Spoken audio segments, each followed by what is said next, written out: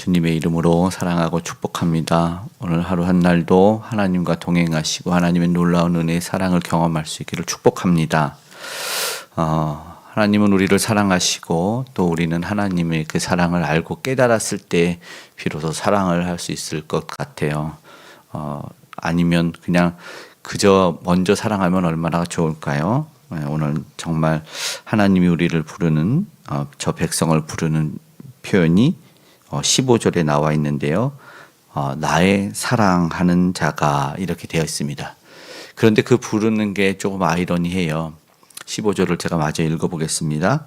나의 사랑하는 자가 많은 악한 음모를 꾸미더니 나의 집에서 무엇을 하려느냐. 거룩한 제물 고기로 내 재난을 피할 수 있겠느냐. 그때 내가 기뻐하겠느냐.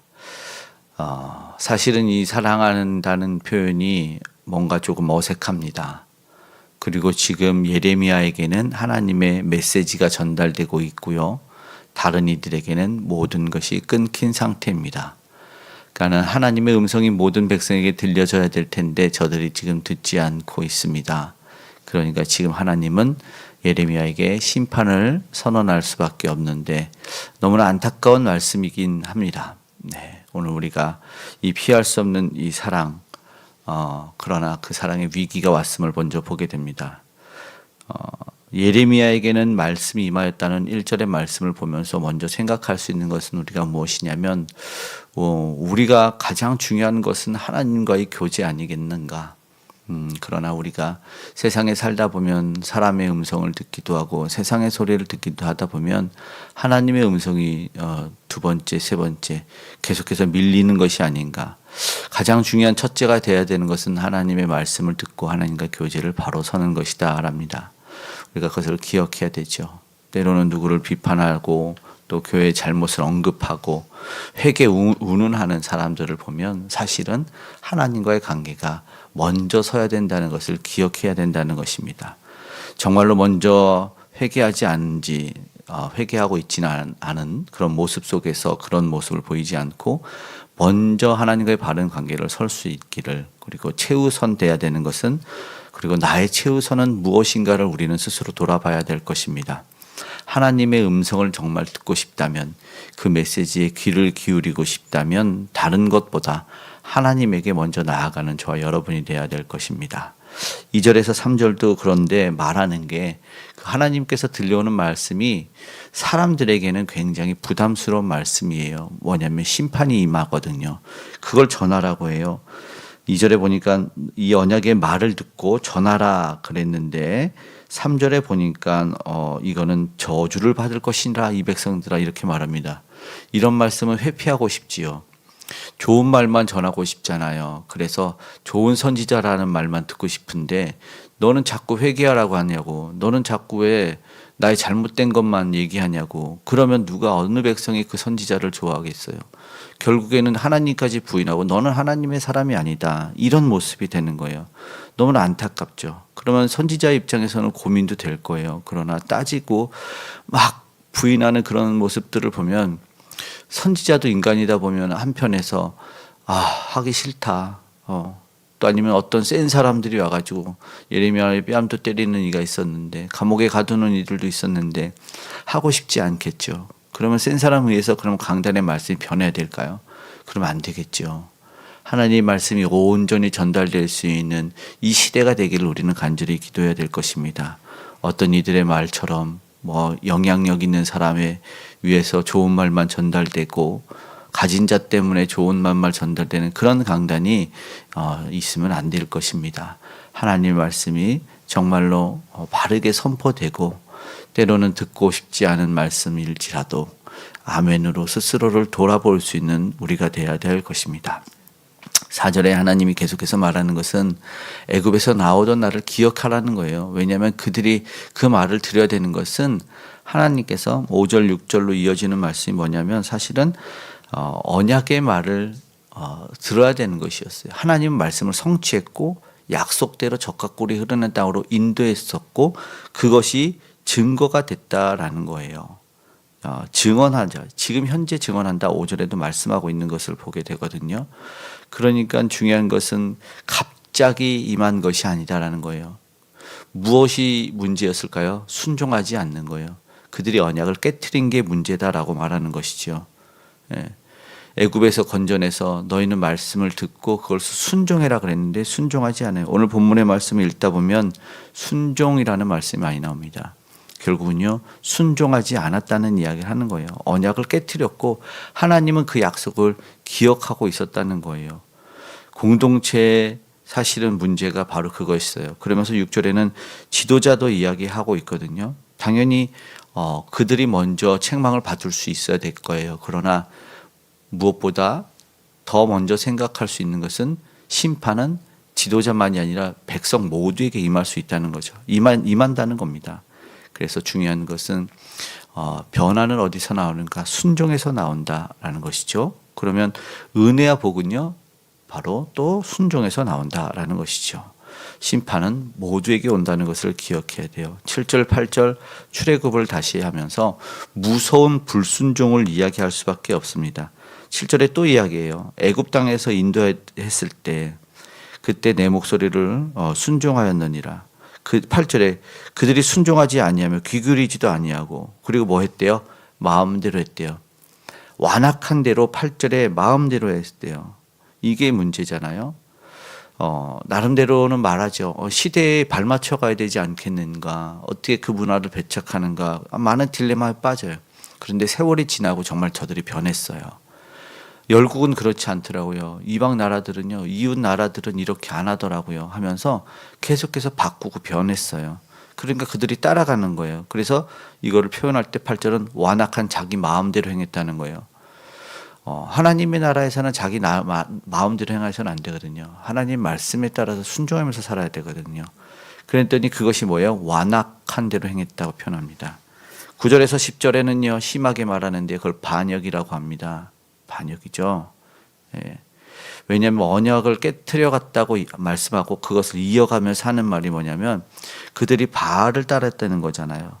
언약을 조상들이 9절에는 반역이 있도다. 10절에는 다른 신을 따라 섬겼고 내 말 듣기를 거절했고 그들의 조상들은 이건 언약을 깨트렸다. 10절에 중요한 이야기를 하고 있습니다. 마음대로 살았어요. 그러니까 그들이 원한 신이 무엇이었을까요? 회개하라는 신이 아니라 풍요의 신을 원했어요. 나를 즐겁게 해주는 신을 원했지요. 그리고 전쟁에 승리를 주는, 날마다 이기는, 나는 무적을 만들어져야 되는 그런 신을 원했어요. 나만 기뻐야 되는 신. 결국은 어떻게 됐죠? 출애굽을 연상시키면서 하는 말씀인데요. 출애굽하면서 불순종한 이들은 다 그 광야에서 죽었습니다. 순종하는 자만 넘어왔어요. 불순종한 자들은 다 죽었고, 그리고 또 발람의 꾀에 빠져서 음행했던 이들은 역시 죽었습니다. 자기 일을 좋게 만들던 신을 찾았던 이들, 그들의 꾀에, 그들의 완악함에 의해서 엎드려졌음을 하나님은 사실은 이야기하고 약속의 땅에 들어오지 못했다는 걸 이야기합니다. 결국요, 하나님은 오늘 말씀을 통해서 심판을 임할 수밖에 없다. 그리고 그 사랑을 다시 한번 확인하고 가짜 사랑은 필요 없다는 거예요. 가짜 사랑 들통나더라 이거죠. 11절 12절에도 말씀하는 것을 보면요, 재앙이 있고 부르짖어도 내가 듣지 않겠다. 하나님이 또 얘기해요. 12절에도 너희 신들에게 부르짖을지라도 내가 구원받지 못할 거다. 재앙을 내리겠다. 한편으로는요, 이런 생각이 드는 거죠. 꼭 저걸 말씀하시기 전에 그냥 심판하셔도 되지 않나. 죄악을 짓는 순간 불살라 버려야 되지 않나. 창세기 처음도 그렇게 나오죠. 죄악을 할 때 아담아 내가 어디 있느냐라고 물어봐서 확인하기 전에 이미 깨진 언약으로 말미암아 바로 약속하셨던, 아니 말씀하셨던 그 심판을 임하게 했으면, 그러면 우리는 정말 어떻게 됐을까요? 이 백성들은 어떻게 됐을까요? 여기는요, 하나님의 엄벌에 처할 수도 있지만 그 순간에도 하나님은 자비를 베풀고 있다는 것을 보게 되죠.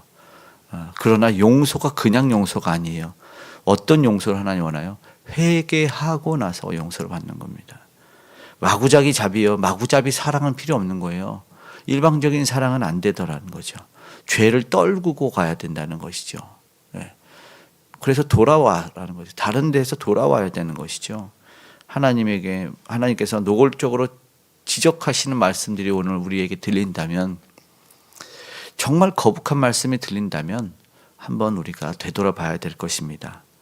내 마음이 뒤틀리는데 내가 못 듣겠는데 하는 말씀을 정말 부끄럽고 힘들지만 사실은 들어야 되는 거예요. 왜냐하면요, 엎드려 회개해야 살 수 있기 때문이라는 것이죠. 다른 신들은 없다는 것을 기억해야 돼요. 다른 신들을 구원해 줄 신들이 절대 없다는 겁니다. 무엇이에요? 내 믿음이 없는 거지. 내 믿음이 없는 거죠. 하나님은 분명히 그 계신 대로 보응하실 것입니다. 13절에요. 유다는 가짜 신을 쌓았답니다. 그리고 그 신봉한 것을 말씀합니다. 하나님은 보셨답니다. 세상에 열심히 내가 쌓아가고 있는 것이 있을 수 있어요.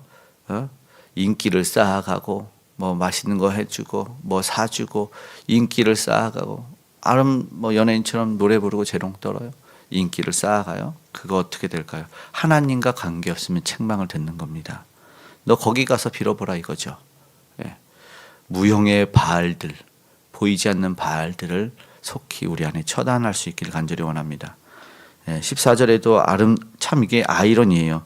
너희는 이 백성을 위하여 기도하지 말라 그래. 부르짖거나 구하지 말라. 기도하지 말래요. 선지자한테요. 그러면요, 기도하라는 말씀인가? 기도해야죠. 그러면 이 생각이 들어요. 저 예레미 한 사람이 기도해서 아직 심판이 멸망하지 않았구나. 심판으로 아직도 저 배가 침몰하지 않은 것은 저 한 명의 기도 때문이구나라는 것을 보게 돼요. 그러면서 한편에 무슨 생각이 들어요? 기도하지 말라는 말씀은 그럼에도 불구하고 저들의 죄가 너무나 가득하구나라는 것을 우리는 보게 됩니다. 한 명의 기도 부력이 우리 안에 있어야 되고, 그러나 죄악 떨구고 교만하지 않기를 간절히 원합니다. 그리고 오늘 제목으로 삼는 그 15절이에요. 나의 사랑하는 자가 많은 악한 음모를 꾸미더니 나의 집에서 무엇을 하려느냐. 거룩한 재물 고기로 내 재난을 피할 수 있겠느냐. 거룩한 재물 하나 뚝 들여놓고 그 뒤에 숨어버리는 거예요. 이런 모습이 요즘에 없을까요? 있죠. 뭐 그럴싸한 거 하나 해주고 하나님의 마음을 살 수 있을까요? 사람의 마음은 살 수 있어요. 하나님의 마음은 살 수 없습니다. 결국 또 이야기하는 것은 회개하지 않으면 소용이 없습니다. 재물이 중요한 것이 아니라 순종이 중요하다라는 것입니다. 그런데 사랑하는 자라고 하는 이유는 뭘까요? 하나님이 지금요, 이 말씀을 전하면서 반역이라 말씀했죠. 배신감을 느끼고 있는 거예요. 사람이 배신감을 느끼면 얼마나 힘든지 모릅니다. 네, 그것이 하나님이 안타까운 마음을 보여주고 있는 것이죠. 16절 17절에는 그들의 회복을 사실은 이야기하는 것 같아요. 그들이 전에요, 푸른 감람나무였대요. 어떻게요?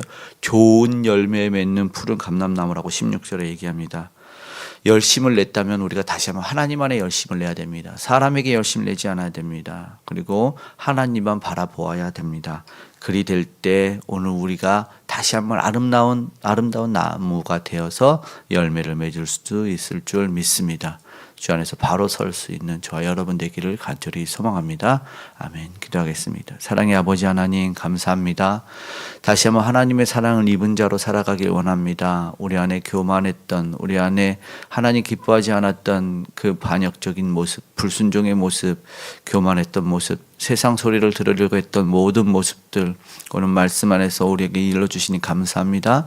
그러나 듣고 끝내는 것이 아니라 진정으로 회개할 수 있게 하여 주시옵소서. 오늘도 주만 바라보며 나아갈 때 다시 한번 놀라운 크신 은혜의 사랑을 경험케 하여 주시고, 주님과의 사랑이 더욱더 깊어질 수 있는 오늘 우리 모두가 되게 도와주시옵소서. 아직도 주의 사랑을 모르고 저마다 제 길 가는 이들을 불쌍히 여겨주셔서 하나님 그 사랑을 알고 전하는 모든 이들에게, 특별히 선교사님들에게 함께 하여 주셔서 놀라운 이적과 놀라운 구원의 역사가 아버지 하나님 이국 멀리 아버지 하나님 전 세계 열방까지 퍼져나가게 하셔서 전쟁과 기근이 아버지 테러의 위험이 멈춰나게 하여 주시옵소서. 우리나라를 아버지 사랑하실 줄 믿사오니 선교 대국으로 우뚝 서게 도와주시고, 폭력의 우상도 무너져 내림에 아름다운 복음의 통일을 허락하여 주시고, 이 나라 이 민족 가운데 아버지 하나님 내일의 미래가 될 우리 다음 세대들을 굳건하게 붙잡아 주셔서 오늘도 아름답게 주의 은혜 가운데 성장할 수 있도록 도와주시고 하나님을 경외하는 마음을 위정자로부터 우리 다음 세대까지 다 허락하여 주시옵소서. 오늘도 주님께 간절히 기도하고 부르짖는 기도의 제목에 응답하여 주시기를 간절히 소망합니다. 주님 도와주시고 함께하여 주시옵소서. 우리 모든 가정 가운데 산업체 가운데 아버지 산업 현장 가운데 일터 가운데 동행하여 주실 줄 믿으며 축복하며 예수님의 이름으로 기도드리옵나이다. 아멘.